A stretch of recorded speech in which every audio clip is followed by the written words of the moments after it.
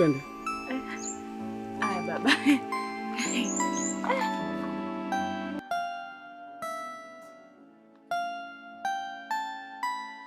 Pole sana kwa safari na karibu mama mchungaji.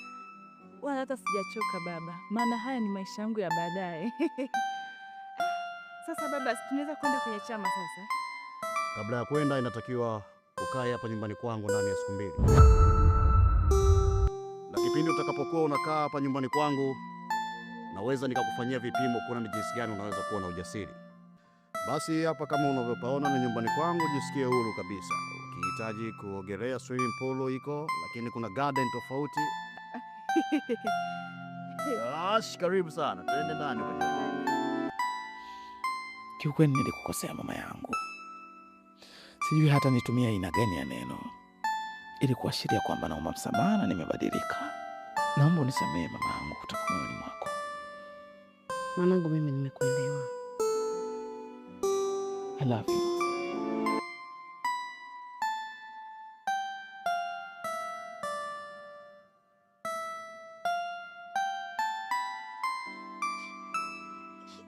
Maasumani, nimeshakubembeleza sana, sio kama nakusimanga, lakini huko unapoelekea unakufuru sasa.